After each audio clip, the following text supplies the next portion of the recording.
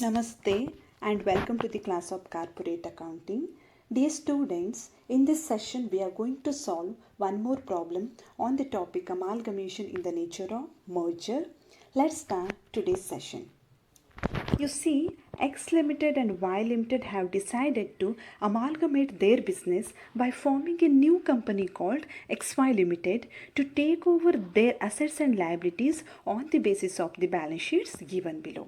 ಈ ಇಲಿಸ್ಟ್ರೇಷನ್ನಲ್ಲಿ X limited ಮತ್ತು ವೈ ಲಿಮಿಟೆಡ್ಗಳು ಅಮಾಲ್ಗಮೇಟ್ ಆಗ್ತಾ ಇವೆ and they are forming a new company called X Y limited.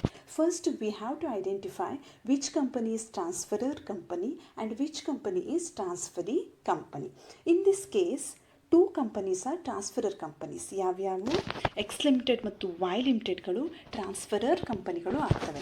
ಯಾಕೆಂದರೆ ಈ ಕಂಪನಿಗಳು ಲಿಕ್ವಿಡೇಟ್ ಆಗ್ತಾ ಇವೆ, ಕ್ಲೋಸ್ ಆಗ್ತಾ ಇವೆ, ತಮ್ಮ ಕಂಪನಿಗಳನ್ನು ಸೇಲ್ ಮಾಡ್ತಾ ಇವೆ. ಸೊ ಇವುಗಳು ಟ್ರಾನ್ಸ್ಫರರ್ ಕಂಪನಿಗಳು. ಹಾಗೆ ಹೊಸದಾಗಿ ಫಾರ್ಮ್ ಆಗುವಂತಹ ಕಂಪನಿ ಏನಿದೆ ಅಲ್ಲ ಎಕ್ಸ್ ವೈ ಲಿಮಿಟೆಡ್, ಇದನ್ನು ನಾವು ಟ್ರಾನ್ಸ್ಫರಿ ಕಂಪನಿ ಅಥವಾ ಪರ್ಚೇಸಿಂಗ್ ಕಂಪನಿ ಅಥವಾ ವೆಂಡಿ ಕಂಪನಿ ಅಂತ ಹೇಳ್ತೇವೆ. Let's see the balance sheet of both the companies. Balance sheet of XY Limited, X Limited and Y Limited as on 31st March 2021. Particulars X Limited and Y Limited. Let's see the part 1, equity and liabilities, shareholders funds. In that first one is share capital. Let's go to note number 1. Share capital. Here number of shares and also face value of the shares are not given. Only the value of share capital is given. That is 2,50,000 and 2,50,000. ಎರಡು ಕಂಪನಿಗಳ share capital value ಎಷ್ಟಿದೆ? 2,50,000. Next one, reserves and surplus. Let's go to note number 2. Reserves and surplus. In that general reserve, X Limited dash, Y Limited 40,000. Surplus P&L account balance. Here below X Limited negative balance is given. It means ಅಲ್ಲಿ loss ಆಗಿದೆ, surplus ಇಲ್ಲ, X limited ಅವರು ಲಾಸನ್ನು incur ಮಾಡಿದರು. Then Y limited profit is 10,000. So total reserves and surplus balance 50,000 loss of X Limited and 50,000 surplus of Y Limited. Next, current liabilities. In that trade payables, let's go to note number 3. Trade payables. In that two items are given. First one, sundry creditors, X Limited 30,000, Y Limited 50,000. Bills payable, X Limited 20,000, Y Limited dash. Total trade payables 50,000, 50,000. Second part, assets. In that first one, non-current assets. In that first one, fixed assets. In that first one, tangible assets. Let's go to note number 4. Tangible assets. Buildings 60,000, 90,000. Machinery 80,000, 80,000. Total tangible assets 1,40,000 and 1,70,000. Next one is intangible assets. Goodwill, X Limited dash and Y Limited 50,000. Next part, current assets. In that inventories, stock 70,000, 40,000. Trade receivables. In that sundry debtors 30,000, 70,000. Cash and cash equivalents. In that cash 10,000, 20,000. Both side total 2,50,000, 3,50,000, 2,50,000 and 3,50,000. Let's see the additional information. The XY Limited is incorporated with an authorized capital of rupees 10 lakh divided into 1 lakh equity shares of rupees 10 each. ಇಲ್ಲಿ authorised capital ಬಗ್ಗೆ ಇನ್ಫಾರ್ಮೇಷನನ್ನು ಕೊಟ್ಟಿದ್ದಾರೆ. ಹೊಸ company X Y ಲಿಮಿಟೆಡ್ಡಿನ authorised capital ಎಷ್ಟಿರುತ್ತೆ? rupees 10 lakh ಇರುತ್ತೆ. ಈ share capital ಹೇಗೆ ಡಿವೈಡ್ ಆಗಿದೆ ಅಂದರೆ it is divided into 1 lakh equity shares of rupees 10 each.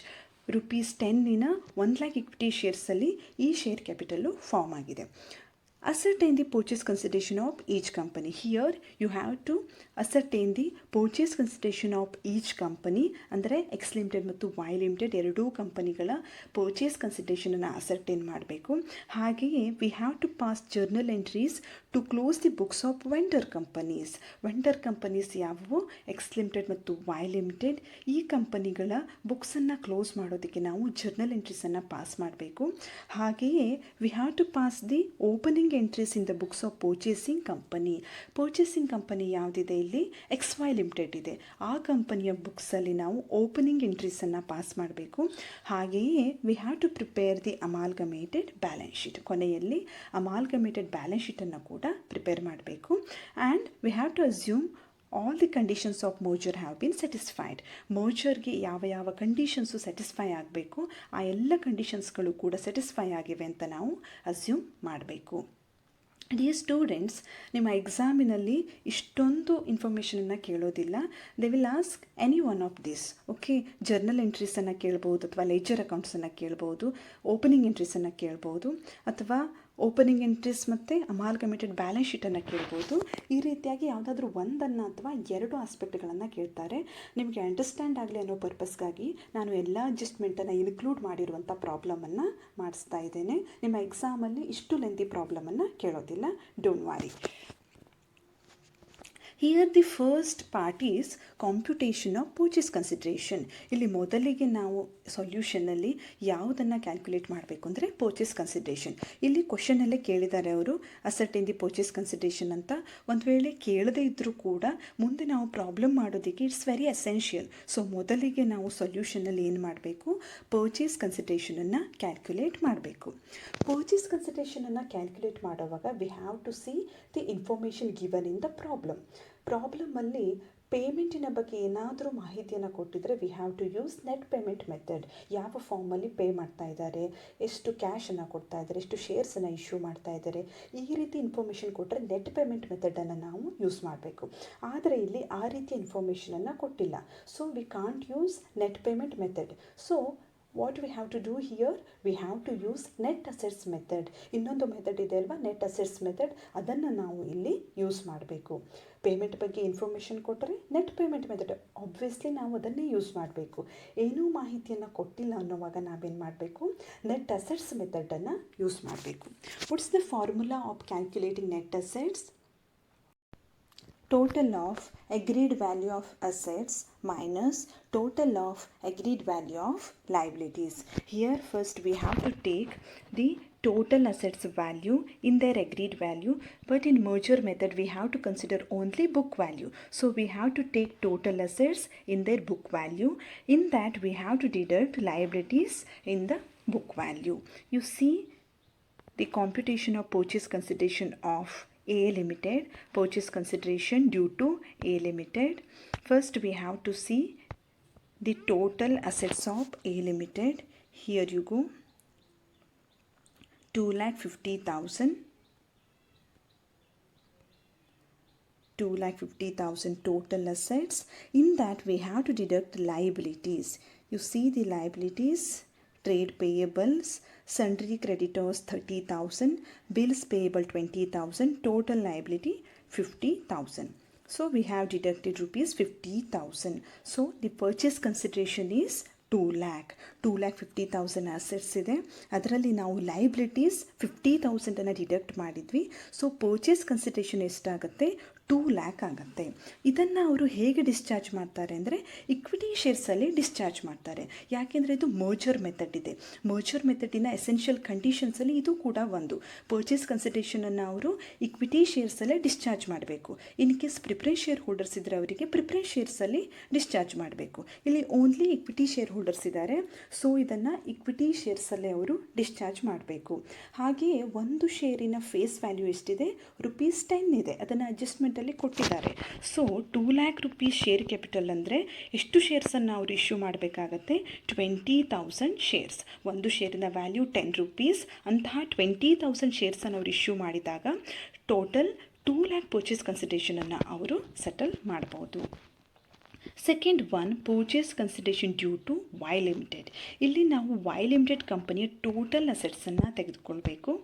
Here you see 3,50,000. In that we have to deduct liabilities. Trade payables 50,000.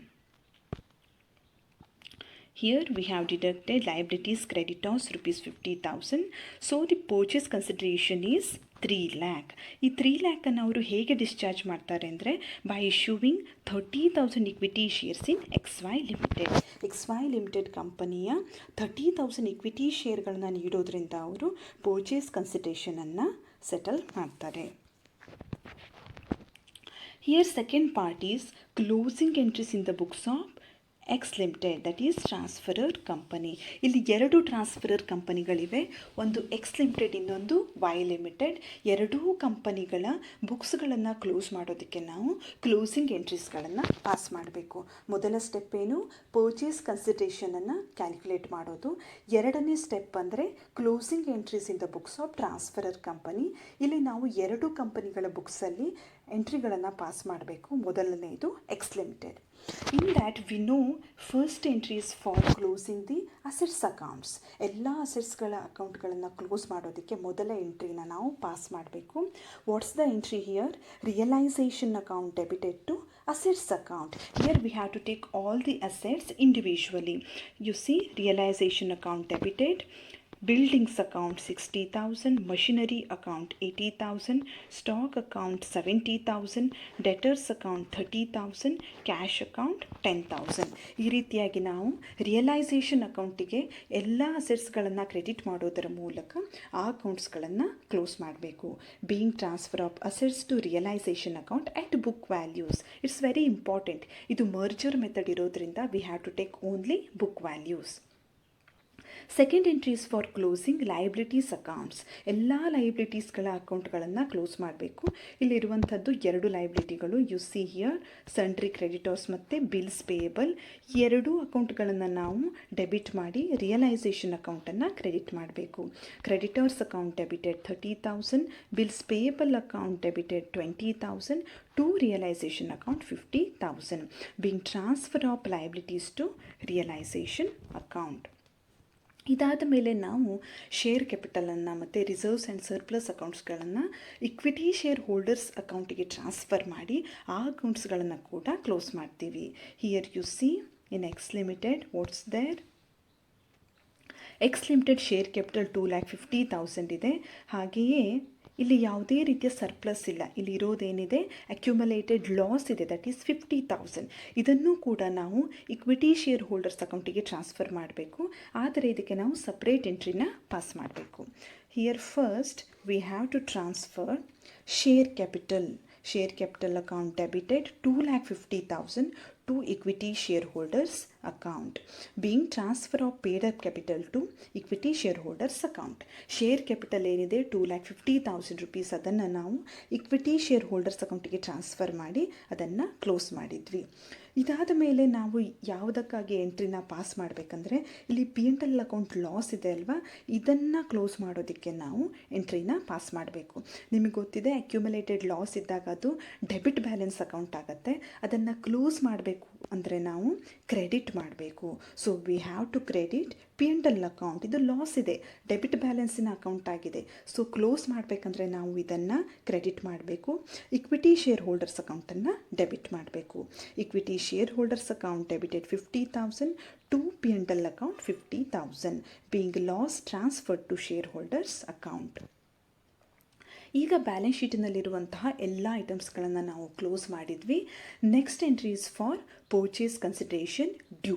Okay, purchase consideration due ಇದ್ದಾಗ ಯಾವ ಎಂಟ್ರಿನ ನಾವು pass ಮಾಡಬೇಕು? Purchasing company account debited to realisation account. Realisation ಅಕೌಂಟಿಗೆ ಅದು income ಆಗುತ್ತೆ, so credit ಮಾಡಬೇಕು. Purchasing company debtors ಆಗ್ತಾರೆ, so ಅವರ ಅಕೌಂಟನ್ನು ನಾವು ಡೆಬಿಟ್ ಮಾಡಬೇಕು. XY limited account debited 2 lakh to realisation account 2 lakh. Purchase consideration ನಾವು ಹಿಂದೆ ಕ್ಯಾಲ್ಕುಲೇಟ್ ಮಾಡಿದ್ವಿ. ಎಕ್ಸ್ ಲಿಮಿಟೆಡಿಗೆ ಡ್ಯೂ ಇರುವಂಥ ಪರ್ಚೇಸ್ ಕನ್ಸಿಡರೇಷನ್ 2 lakh ಇದೆ. So what's the entry here? XY limited account, ಇದು ಪರ್ಚೇಸಿಂಗ್ ಕಂಪನಿ ಇದೆ, to realisation account. Being purchase consideration receivable from XY limited. Next entry is for receipt of purchase consideration. ಇಲ್ಲಿ purchase ಕನ್ಸಿಡ್ರೇಷನನ್ನು ಅವರು ಹೇಗೆ discharge ಮಾಡ್ತಾರೆ ಅಂದರೆ XY limited ಕಂಪನಿಯ equity ಶೇರ್ಸನ್ನು ಇಶ್ಯೂ ಮಾಡೋದರ ಮೂಲಕ ಡಿಸ್ಚಾರ್ಜ್ ಮಾಡ್ತಾರೆ.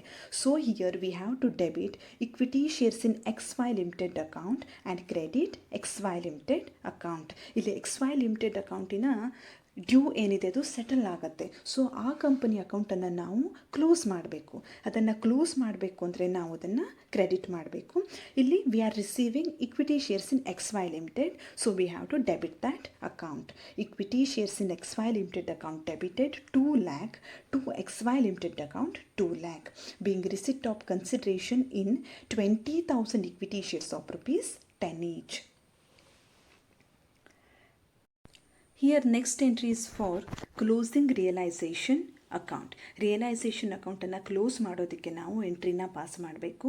ಆದರೆ ಈ ಕೇಸಲ್ಲಿ ರಿಯಲೈಸೇಷನ್ ಅಕೌಂಟಿನ ಡೆಬಿಟ್ ಟೋಟಲ್ ಮತ್ತು ಕ್ರೆಡಿಟ್ ಟೋಟಲ್ ಈಕ್ವಲ್ ಆಗಿದೆ. ಸೊ ಇಲ್ಲಿ ಯಾವುದೇ ರೀತಿಯ ಬ್ಯಾಲೆನ್ಸ್ ಉಳಿಯೋದಿಲ್ಲ. You can check that. You see realisation account ಇಲ್ಲಿ ಕ್ರೆಡಿಟ್ ಆಗಿದೆ rupees 2 lakh. ಹಾಗೆಯೇ ಇಲ್ಲೂ ಕೂಡ ರಿಯಲೈಸೇಷನ್ ಅಕೌಂಟ್ ಕ್ರೆಡಿಟ್ ಆಗಿದೆ 50,000. ಸೊ ಕ್ರೆಡಿಟ್ ಸೈಡ್ ಟೋಟಲ್ ಎಷ್ಟಾಯಿತು 2,50,000. ಇಲ್ಲಿ ನೋಡಿ ರಿಯಲೈಸೇಷನ್ ಅಕೌಂಟ್ ಡೆಬಿಟ್ ಆಗಿದೆ ಎಷ್ಟಕ್ಕೆ 2,50,000ಗೆ. So debit to 2,50,000, credit to 2,50,000. ಯಾವುದೇ ರೀತಿಯ ಪ್ರಾಫಿಟ್ ಅಥವಾ ಲಾಸ್ ಇಲ್ಲಿ ಅರೈಸ್ ಆಗ್ತಾ ಇಲ್ಲ. ಸೊ ಇಲ್ಲಿ ಆ ಎಂಟ್ರಿನ ನಾವು ಪಾಸ್ ಮಾಡ್ತಾ ಇಲ್ಲ. Here next entry is for settlement of equity share holders account. ಇಲ್ಲಿ ಇಕ್ವಿಟಿ ಶೇರ್ ಹೋಲ್ಡರ್ಸ್ ಅಕೌಂಟನ್ನು ಹೇಗೆ ಸೆಟಲ್ಮೆಂಟ್ ಮಾಡ್ತಾ ಇದ್ದೇವೆ ಅಂದರೆ XY ಲಿಮಿಟೆಡ್ ಕಂಪನಿಯಿಂದ ಏನು ಇಕ್ವಿಟಿ ಶೇರ್ಸ್ ರಿಸೀವ್ ಆಗಿದ್ದು ಅವುಗಳನ್ನು ಡಿಸ್ಟ್ರಿಬ್ಯೂಟ್ ಮಾಡಿ ಅವರ ಡ್ಯೂಸ್ಗಳನ್ನು ಸೆಟ್ಲ್ ಮಾಡಲಾಗುತ್ತೆ. U C equity shares in XY limited 2 lakh rupees ಅಂದರೆ 20,000 ಇಕ್ವಿಟಿ ಶೇರ್ಸನ್ನು XY ಲಿಮಿಟೆಡ್ ಅವರು ಇಶ್ಯೂ ಮಾಡಿದರು. ಆ ಶೇರ್ಸ್ಗಳನ್ನು ಇಕ್ವಿಟಿ ಶೇರ್ ಹೋಲ್ಡರ್ಸಿಗೆ ಡಿಸ್ಟ್ರಿಬ್ಯೂಟ್ ಮಾಡಿ ಅವರ ಅಕೌಂಟನ್ನು ಕ್ಲೋಸ್ ಮಾಡಲಾಗುತ್ತೆ. What's the entry here? Equity shareholders account debited 2 lakh to equity shares in XY Limited account, being distribution of shares among shareholders. Next, we have to pass closing entries in the books of Y Limited, that is also transferor company. ಹೇಗೆ ನಾವು X ಲಿಮಿಟೆಡಿನ ಬುಕ್ಸ್ಗಳನ್ನು close ಮಾಡಿದ್ವಿ ಅದೇ ರೀತಿ similar ಮ್ಯಾನರಲ್ಲಿ ನಾವು Y ಲಿಮಿಟೆಡಿನ ಅಕೌಂಟ್ಸ್ಗಳನ್ನು ಕೂಡ close ಮಾಡಬೇಕು. Here first entry is for closing all the assets. What's the entry here? Realisation account debited to all the assets account. ಇಲ್ಲಿ goodwill ಇದೆ, buildings, machinery, stock, debtors, cash. Balance ಶೀಟಲ್ಲಿ ಕೊಟ್ಟಂತಹ ಎಲ್ಲ ಅಸೆಟ್ಸ್ಗಳನ್ನು credit ಮಾಡಿ realisation ಅಕೌಂಟನ್ನು debit ಮಾಡಿ ಆ ಎಲ್ಲ ಅಸೆಟ್ಸ್ ಅಕೌಂಟ್ಗಳನ್ನು ನಾವು ಕ್ಲೋಸ್ ಮಾಡಬೇಕು. Being transfer of assets to realisation account at book values. ಎರಡನೇ entry for transferring the liabilities into realisation account. ಇಲ್ಲಿ ಓನ್ಲಿ ಒನ್ ಲಯಬಿಲಿಟಿ ಇದೆ, that is creditors account. Creditors ಅಕೌಂಟನ್ನು ನಾವು ಡೆಬಿಟ್ ಮಾಡಬೇಕು, ರಿಯಲೈಸೇಷನ್ ಅಕೌಂಟನ್ನು ಕ್ರೆಡಿಟ್ ಮಾಡಬೇಕು. Being transfer of creditors to realisation account. ಇದಾದ ಮೇಲೆ ನಾವು ಶೇರ್ ಕ್ಯಾಪಿಟಲನ್ನು ಹಾಗೆ ರಿಸರ್ವ್ಸ್ ಆ್ಯಂಡ್ ಸರ್ಪ್ಲಸ್ ಅಕೌಂಟ್ಸ್ಗಳನ್ನು ಕ್ಲೋಸ್ ಮಾಡಬೇಕು. We have to transfer all these accounts to equity share holders account. ಇಲ್ಲಿ ಶೇರ್ ಕ್ಯಾಪಿಟಲ್ ಅಕೌಂಟ್ ಬ್ಯಾಲೆನ್ಸ್ 2,50,000 ಇದೆ, ಜನರಲ್ ರಿಸರ್ವ್ ಅಕೌಂಟ್ 40,000 ಇದೆ, ಪ್ರಾಫಿಟ್ ಆ್ಯಂಡ್ ಲಾಸ್ ಅಕೌಂಟ್ 10,000 ಇದೆ. ಇವುಗಳನ್ನೆಲ್ಲ ನಾವು ಡೆಬಿಟ್ ಮಾಡಬೇಕು, ಯಾಕೆಂದರೆ ಇವು ಕ್ರೆಡಿಟ್ ಬ್ಯಾಲೆನ್ಸ್ ಅಕೌಂಟ್ಸ್ಗಳು. ಕ್ಲೋಸ್ ಮಾಡಬೇಕು ಅಂದರೆ ಡೆಬಿಟ್ ಮಾಡಬೇಕು. We have to credit equity share holders account. Equity share holders ಅಕೌಂಟನ್ನು ಕ್ರೆಡಿಟ್ ಮಾಡಬೇಕು. Being transfer of paid up capital and reserves to equity share holders account. ಇದಾದ ಮೇಲೆ we have to pass entry for purchase consideration due. What's the entry? Same ಹಿಂದೆ ಹೇಗೆ ನಾವು entry pass ಮಾಡಿದ್ವೋ ಅದೇ ರೀತಿ XY limited account debited to realisation account. XY limited ಅನ್ನೋದು purchasing company ಇದೆ, ಸೊ ಆ ಕಂಪನಿಯ ಅಕೌಂಟನ್ನು ನಾವು ಡೆಬಿಟ್ ಮಾಡಬೇಕು, ರಿಯಲೈಸೇಷನ್ ಅಕೌಂಟನ್ನು ಕ್ರೆಡಿಟ್ ಮಾಡಬೇಕು. Next entry is for receipt of purchase consideration. ಇಲ್ಲೂ ಕೂಡ XY ಲಿಮಿಟೆಡ್ ಅವರು ಇಕ್ವಿಟಿ ಶೇರ್ಸನ್ನು ಇಶ್ಯೂ ಮಾಡ್ತಾ ಇದ್ದಾರೆ. How many shares? 30,000 shares of rupees 10 each. So we have to debit equity shares in XY Limited account 3 lakh to XY Limited account 3 lakh, being receipt of purchase consideration in 30,000 equity shares of rupees 10 each. ಹಾಗೆಯೇ ಇಲ್ಲಿಯೂ ಕೂಡ ಹಿಂದಿನ ತರಹ ಅಂದರೆ XY limited ಬುಕ್ಸಿನ ತರಹ realisation ಅಕೌಂಟಿನಲ್ಲಿ ಯಾವುದೇ balance ಇರೋದಿಲ್ಲ. ಡೆಬಿಟ್ ಮತ್ತು ಕ್ರೆಡಿಟ್ ಟೋಟಲ್ ಈಕ್ವಲ್ ಆಗುತ್ತೆ. ಹಾಗಾಗಿ ನಾವು ರಿಯಲೈಸೇಷನ್ ಅಕೌಂಟಿನ ಬ್ಯಾಲೆನ್ಸನ್ನು ಟ್ರಾನ್ಸ್ಫರ್ ಮಾಡುವಂಥ ಎಂಟ್ರಿನ ಇಲ್ಲಿ ಪಾಸ್ ಮಾಡ್ತಾ ಇಲ್ಲ. Finally we have to pass entry for distribution of shares among equity share holders. What's the entry? Equity share holders account debited 3 lakh to equity shares in XY limited account 3 lakh. ಇಲ್ಲಿ ಈ ರೀತಿ ಎಲ್ಲ ಎಂಟ್ರಿಗಳನ್ನು pass ಮಾಡೋದ್ರಿಂದ ನಾವು Y ಲಿಮಿಟೆಡ್ನ ಬುಕ್ಸ್ಗಳನ್ನು close ಮಾಡ್ತೀವಿ. Here next one is opening entries in the books of XY limited. ಮೊದಲಿಗೆ ನಾವೇನು ಮಾಡಿದ್ವಿ? ಪರ್ಚೇಸ್ ಕನ್ಸಿಡರೇಷನನ್ನು ಕ್ಯಾಲ್ಕುಲೇಟ್ ಮಾಡಿದ್ವಿ due to X limited and Y limited. X ಲಿಮಿಟೆಡ್ಗೆ ಡ್ಯೂ ಇರುವಂಥ ಪರ್ಚೇಸ್ ಕನ್ಸಿಡರೇಷನ್ 2 lakh ಇತ್ತು. Y ಲಿಮಿಟೆಡ್ಗೆ ಡ್ಯೂ ಇರುವಂಥ ಪರ್ಚೇಸ್ ಕನ್ಸಿಡರೇಷನ್ 3 lakh ಇತ್ತು. ಇದಾದ ಮೇಲೆ ನಾವು X ಲಿಮಿಟೆಡ್ನ ಬುಕ್ಸ್ಗಳನ್ನು ಕ್ಲೋಸ್ ಮಾಡೋದಕ್ಕೆ ಕ್ಲೋಸಿಂಗ್ ಎಂಟ್ರೀಸ್ಗಳನ್ನು ಪಾಸ್ ಮಾಡಿದ್ವಿ. ಹಾಗೆಯೇ Y ಲಿಮಿಟೆಡಿನ ಬುಕ್ಸನ್ನು ಕ್ಲೋಸ್ ಮಾಡೋದಕ್ಕೆ ಕ್ಲೋಸಿಂಗ್ ಎಂಟ್ರೀಸ್ಗಳನ್ನು ಪಾಸ್ ಮಾಡಿದ್ವಿ. ಇದಾದ ನಂತರ ನಾವು XY ಲಿಮಿಟೆಡ್ ಅಂದರೆ purchasing company, new company, transferee company, ಆ ಕಂಪನಿಯ ಬುಕ್ಸಲ್ಲಿ ಓಪನಿಂಗ್ ಎಂಟ್ರೀಸನ್ನು ಪಾಸ್ ಮಾಡಬೇಕು. ಯಾಕೆಂದರೆ ಇದು ಹೊಸದಾಗಿ ಫಾರ್ಮ್ ಆದಂತಹ ಕಂಪನಿ, ಆ ಕಂಪನಿಯ ಓಪನಿಂಗ್ ಎಂಟ್ರೀಸ್ಗಳನ್ನು ನಾವು ಪಾಸ್ ಮಾಡಬೇಕು. Here first we have to pass entry for purchase consideration due. Okay, here purchase consideration is due to two companies. One is X Limited and another one is Y Limited. What's the entry here? Business purchase account debited. ನಾವು ಇಲ್ಲಿ ಬಿಸ್ನೆಸ್ಸನ್ನು purchase ಮಾಡ್ತಾ ಇದ್ದೇವೆ. ಎರಡು ಕಂಪನಿಗಳ ಬಿಸ್ನೆಸ್ಸನ್ನು purchase ಮಾಡ್ತಾ ಇದ್ದೇವೆ. ಆ ಎರಡೂ ಕಂಪನಿಗಳ ಪರ್ಚೇಸ್ ಕನ್ಸಿಡರೇಷನಿನ ಟೋಟಲನ್ನು ನಾವು ಬಿಸ್ನೆಸ್ ಪರ್ಚೇಸ್ ಅಕೌಂಟಿಗೆ ಡೆಬಿಟ್ ಮಾಡಬೇಕು. 2 lakh rupees plus 3 lakh ಎಷ್ಟಾಗುತ್ತೆ? ₹5 lakh. Here we have to credit 2 companies accounts. ಒಂದು liquidators of X limited account, ಇನ್ನೊಂದು liquidators of Y limited account. ಇಲ್ಲಿ ಎರಡು ಕಂಪನಿಗಳಿಗೆ ಪರ್ಚೇಸ್ ಕನ್ಸಿಡರೇಷನ್ ಡ್ಯೂ ಇದೆ ಅಲ್ವಾ? ಸೊ X ಲಿಮಿಟೆಡ್ಗೆ ಡ್ಯೂ ಇರುವಂಥ ಪರ್ಚೇಸ್ ಕನ್ಸಿಡರೇಷನನ್ನು X ಲಿಮಿಟೆಡಿನ ಲಿಕ್ವಿಡೇಟರ್ಸ್ ಅಕೌಂಟಿಗೆ ಕ್ರೆಡಿಟ್ ಮಾಡಬೇಕು. Y ಕಂಪನಿಗೆ ಇರುವಂತಹ ಪರ್ಚೇಸ್ ಕನ್ಸಿಡರೇಷನ್ ಡ್ಯೂ ಅಮೌಂಟನ್ನು ಲಿಕ್ವಿಡೇಟರ್ಸ್ ಆಫ್ Y ಲಿಮಿಟೆಡ್ ಅಕೌಂಟಿಗೆ ಕ್ರೆಡಿಟ್ ಮಾಡಬೇಕು. Being purchase consideration due to X Limited and Y Limited. Next, we have to incorporate all the assets, liabilities, reserves and losses. Okay, ಇಲ್ಲಿ loss ಕೂಡ ಇದೆ, ಹಾಗಾಗಿ ಲಾಸನ್ನು ಕೂಡ ನಾವು ಇನ್ಕಾರ್ಪೊರೇಟ್ ಮಾಡ್ಕೋಬೇಕು. First we have to incorporate all the assets. You see, ಇಲ್ಲಿ goodwill ಇದೆ, Y ಲಿಮಿಟೆಡಿನ ಗುಡ್ ವಿಲ್ ಇದೆ 50,000. ಅದನ್ನು ಡೆಬಿಟ್ ಮಾಡಬೇಕು. ಯಾಕೆಂದರೆ ಒಂದು ಅಸೆಟ್ಸನ್ನು ನಾವು ರೆಕಾರ್ಡ್ ಮಾಡಬೇಕು ಅಂದಾಗ ಅದನ್ನು ಡೆಬಿಟ್ ಮಾಡಬೇಕು. That is debit balance account. And buildings account debited 1,50,000. ಎರಡೂ ಕಂಪನಿಗಳ ಬಿಲ್ಡಿಂಗ್ಸ್ ಅಮೌಂಟನ್ನು ನಾವು ಆ್ಯಡ್ ಮಾಡಿ ಇಲ್ಲಿ ಡೆಬಿಟ್ ಮಾಡ್ತಾ ಇದ್ದೇವೆ.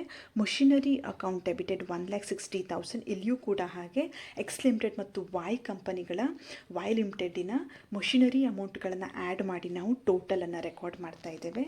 Stock account debited 1,10,000. ಇಲ್ಲಿಯೂ ಕೂಡ ಹಾಗೆ debtors account debited 1 lakh, cash account debited 30,000. And here we also debited P&L account. Why we have debited P&L account? ಇಲ್ಲಿ P&L ಅಕೌಂಟ್ ಅನ್ನೋದು ಲಾಸ್ ಇದೆ, ಡೆಬಿಟ್ ಬ್ಯಾಲೆನ್ಸ್ ಇದೆ. ಸೊ ಅದನ್ನು ಕೂಡ ನಾವು ಡೆಬಿಟ್ ಮಾಡಿದ್ವಿ, ದಟ್ ಈಸ್ 50,000. ಇಲ್ಲಿ ನಾವು ಯಾವ ಯಾವ ಅಕೌಂಟ್ಸ್ಗಳನ್ನು ಕ್ರೆಡಿಟ್ ಮಾಡಬೇಕು ಅಂದರೆ, ಮೊದಲನೇದಾಗಿ ಬಿಸ್ನೆಸ್ ಪರ್ಚೇಸ್ ಅಕೌಂಟನ್ನು ಕ್ರೆಡಿಟ್ ಮಾಡಿದ್ವಿ. It is the price payable by the XY limited to X limited and Y limited. Okay, ಇಲ್ಲಿ ನಾವು ಬಿಸ್ನೆಸ್ ಪರ್ಚೇಸ್ ಅಕೌಂಟನ್ನು ಕ್ಲೋಸ್ ಮಾಡಬೇಕಾಗತ್ತೆ. ಸೊ ಇಲ್ಲಿ ಡೆಬಿಟ್ ಆದಂತಹ ಬಿಸ್ನೆಸ್ ಪರ್ಚೇಸ್ ಅಕೌಂಟನ್ನು ನಾವು ಕ್ರೆಡಿಟ್ ಮಾಡಬೇಕು, ₹5 lakh. Then we have to credit all the liabilities. Creditors account 80,000 ಇದೆ, ಬಿಲ್ಸ್ ಪೇಯಬಲ್ ಅಕೌಂಟ್ 20,000 ಇದೆ. ಹಾಗೆಯೇ Y ಲಿಮಿಟೆಡಿನ ಜನರಲ್ ರಿಸರ್ವ್ ಅಕೌಂಟಿನ ಬ್ಯಾಲೆನ್ಸನ್ನು ಕೂಡ ಕ್ರೆಡಿಟ್ ಮಾಡಬೇಕು. ಹಾಗೆಯೇ P&L ಅಕೌಂಟ್ ಬ್ಯಾಲೆನ್ಸನ್ನು ಕೂಡ ಕ್ರೆಡಿಟ್ ಮಾಡಬೇಕು. ಇಲ್ಲಿ ನಾವು ಕಂಪೇರ್ ಮಾಡಬೇಕು, ಡೆಬಿಟ್ ಬ್ಯಾಲೆನ್ಸ್ ಮತ್ತು ಕ್ರೆಡಿಟ್ ಬ್ಯಾಲೆನ್ಸಿನ ನಡುವೆ ಏನಾದರೂ ಡಿಫ್ರೆನ್ಸ್ ಇರುತ್ತಾ, ಡೆಬಿಟ್ ಸೈಡ್ ಟೋಟಲ್ ಮತ್ತು ಕ್ರೆಡಿಟ್ ಸೈಡ್ ಟೋಟಲಿನ ಮಧ್ಯೆ ಏನಾದರೂ ಡಿಫ್ರೆನ್ಸ್ ಇರುತ್ತಾ ಅಂತ ನೋಡಬೇಕು. ಆ ರೀತಿ ಡಿಫ್ರೆನ್ಸ್ ಇದ್ದರೆ ನಾವು ಅದನ್ನು ರಿಸರ್ವ್ಗಳಲ್ಲಿ ಅಡ್ಜಸ್ಟ್ಮೆಂಟ್ ಮಾಡಬೇಕಾಗತ್ತೆ. ಆದರೆ ಈ ಕೇಸಲ್ಲಿ ಡೆಬಿಟ್ ಬ್ಯಾಲೆನ್ಸ್ ಮತ್ತು ಕ್ರೆಡಿಟ್ ಬ್ಯಾಲೆನ್ಸ್ಗಳ ನಡುವೆ ಯಾವುದೇ ರೀತಿ ಡಿಫ್ರೆನ್ಸ್ ಇಲ್ಲ, ಎರಡೂ ಸೈಡ್ ಟೋಟಲ್ ಏನಿದೆ ಈಕ್ವಲ್ ಇದೆ. ಸೊ ನಾವು ಆ ರೀತಿ ಅಡ್ಜಸ್ಟ್ಮೆಂಟ್ ಮಾಡುವಂಥ ಎಂಟ್ರಿನ ಇಲ್ಲಿ ಪಾಸ್ ಮಾಡುವ ಅವಶ್ಯಕತೆ ಇರೋದಿಲ್ಲ. Here we have to write being incorporation of assets, liabilities, reserves and losses of X Limited and Y Limited at their book value. Here we have to pass next entry for adjusting the P&L account debit balance of X Limited. Here you see we have debited P&L account of X Limited, that is 50,000. This is accumulated loss, negative balance. We have to write off this loss. How can we write off this loss? We can write off against general reserve and P&L account of Y Limited. You see here general reserve account balance of Y Limited, that is 40,000, and P&L account surplus of Y Limited, that is 10,000. We can use these amounts for write off this X Limited loss. Let's pass the entry. General reserve account debited 40,000, P&L account debited 10,000 to P&L account. This P&L account is X Limited's loss and this P&L account is Y Limited's surplus, being adjustment of loss of X Limited against reserves and surplus of Y Limited.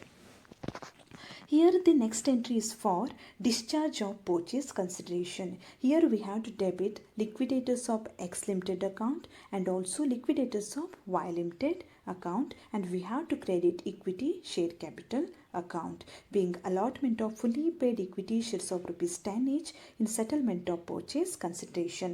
X Limitedಗೆ due ಇರುವಂತಹ purchase consideration ಎಷ್ಟಿತ್ತು? 2 lakh ಇತ್ತು. Y ಲಿಮಿಟೆಡ್ಗೆ due ಇರುವಂಥ amount 3 lakh ಇತ್ತು. So total equity share ಕ್ಯಾಪಿಟಲನ್ನು ಏನು issue ಮಾಡ್ತಾರೆ ಅವರು, ದಟ್ ಈಸ್ 5 lakh ಆಗುತ್ತೆ. Let's see one working note.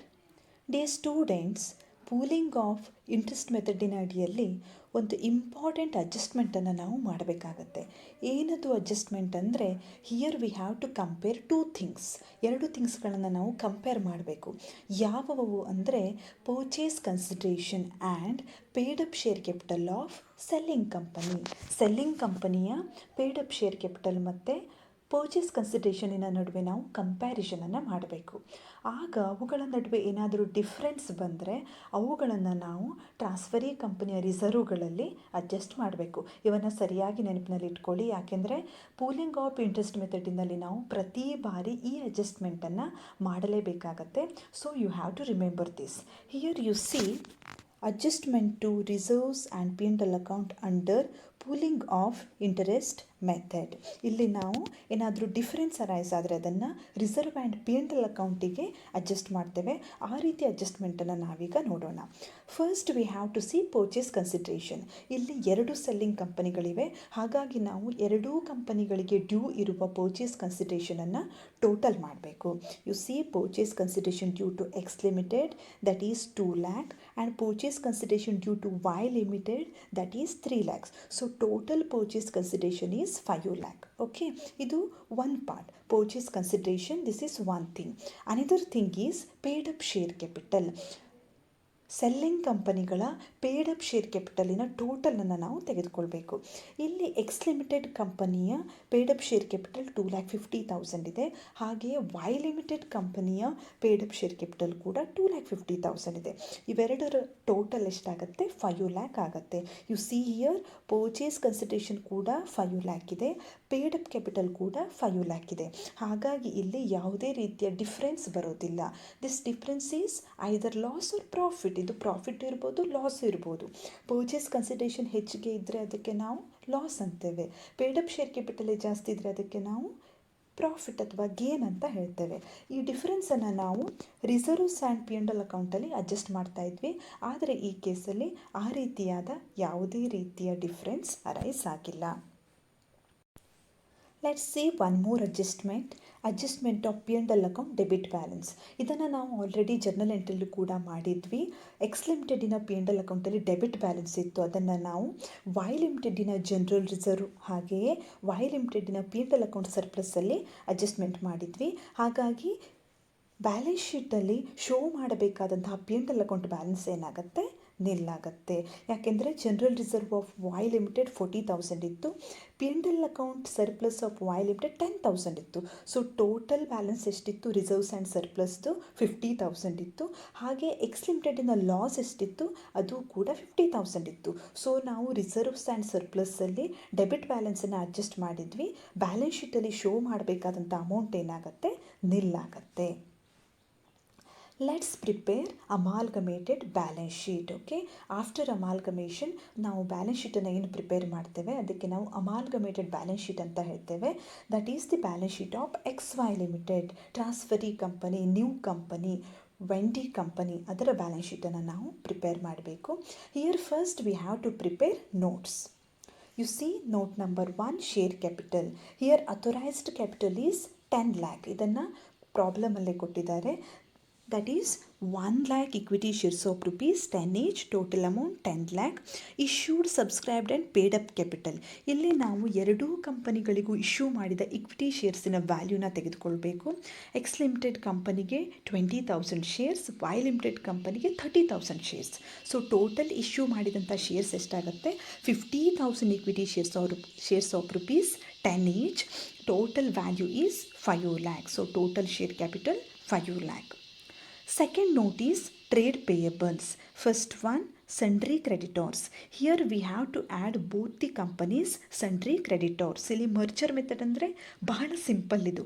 ಎರಡೂ ಕಂಪನಿಗಳ ಬ್ಯಾಲೆನ್ಸಸ್ಗಳನ್ನು ನಾವು ಮರ್ಜ್ ಮಾಡಬೇಕು, ಆ್ಯಡ್ ಮಾಡಬೇಕು, ಟೋಟಲನ್ನು ಬ್ಯಾಲೆನ್ಸ್ ಶೀಟಲ್ಲಿ ಶೋ ಮಾಡಬೇಕು. Sundry creditors 30,000, 50,000, so 80,000. Bills payable 20,000 plus nil, ಅಂದರೆ ವೈ ಲಿಮಿಟೆಡಲ್ಲಿ ಬಿಲ್ಸ್ ಪೇಯಬಲ್ ಇಲ್ಲ, so total is 20,000. Total trade payables balance 1 lakh. Next note number 3 is for tangible assets. Here we have to take both the companies buildings 60,000 plus 90,000. Total buildings value 1,50,000 and machinery 80,000 plus 80,000. Total machinery value 1,60,000. So tangible assets total 3,10,000. Next one is intangible assets. Here goodwill. Under goodwill, we have Y Limited company's goodwill, that is 50,000. Total intangible assets 50,000. Next note, inventories. Under that stock 70,000 plus 40,000. Total of inventories 1,10,000. Note number 6, trade receivables. Below that, sundry debtors, that is 30,000 plus 70,000. Total trade receivables 1 lakh. And last note is for cash and cash equivalents. Below that, cash in hand 10,000 plus 20,000. So total of cash and cash equivalents 30,000. Let's see the balance sheet. Here we have two parts, equity and liabilities. Below that, shareholders funds. In that share capital, we have seen the note 1, that is 5 lakh. Reserves and surplus nil. We have seen the working note right here. Okay, we don't have balancing reserves and surplus. So total shareholders funds 5 lakh. Non-current liabilities nil. Current liabilities, under that trade payables 1 lakh. So total of equity and liabilities 6 lakh. Second part is assets. Below that, non-current assets. In that, fixed assets. In that first one, tangible assets. Note number 3, total amount is 3,10,000. Intangible assets. Note number 4, total amount is 50,000. So total fixed assets balance 3,60,000. Then current assets, in that inventories 1,10,000, trade receivables 1 lakh, cash and cash equivalents 3 lakh. So total of current assets 2,40,000 and total assets 6 lakh. Okay. Dear students, today we have discussed one problem on amalgamation in the nature of merger. We have computed purchase consideration. We have passed journal entries in the books of transferor company, and we have also passed in corporation entries in the books of transferee company, and we have prepared amalgamated balance sheet. ಇಂದಿನ problem ಅಲ್ಲಿ ನಾವು ಯಾವ ರೀತಿಯ ಕೇಸನ್ನು ನೋಡಿದ್ವಿ? Pure ಅಮಾಲ್ಗಮೇಷನಿನ ಕೇಸನ್ನು ನೋಡಿದ್ವಿ. ಎರಡು ಕಂಪನಿಗಳು ಲಿಕ್ವಿಡೇಟ್ ಆದವು. ಆ ಕಂಪನಿಗಳ ಬುಕ್ಸಲ್ಲಿ ನಾವು ಕ್ಲೋಸಿಂಗ್ ಎಂಟ್ರೀಸನ್ನು ಪಾಸ್ ಮಾಡಿದ್ವಿ. ಹಾಗೆ ಆ ಎರಡು ಕಂಪನಿಗಳು ತಮ್ಮ ಅಸೆಟ್ಸ್ ಆ್ಯಂಡ್ ಲಯಬಿಲಿಟೀಸನ್ನು ನ್ಯೂಲಿ ಒಂದು ಫಾರ್ಮ್ ಮಾಡಿದಂತಹ ಕಂಪನಿಗೆ ಟ್ರಾನ್ಸ್ಫರ್ ಮಾಡಿದ್ರು. ಅದು ಟ್ರಾನ್ಸ್ಫರಿ ಕಂಪನಿ. ಆ ಕಂಪನಿಯಲ್ಲಿ ನಾವು ಇನ್ಕಾರ್ಪೊರೇಷನ್ ಎಂಟ್ರೀಸ್ಗಳನ್ನು ಪಾಸ್ ಮಾಡಿದ್ವಿ. ಹಾಗೆಯೇ ಕೊನೆಯಲ್ಲಿ ಅಮಾಲ್ಗಮೇಟೆಡ್ ಬ್ಯಾಲೆನ್ಸ್ ಶೀಟನ್ನು ಕೂಡ ಪ್ರಿಪೇರ್ ಮಾಡಿದ್ವಿ. These are my references. ಮುಂದಿನ ಸೆಷನಲ್ಲಿ ಭೇಟಿಯಾಗೋಣ. ಧನ್ಯವಾದಗಳು.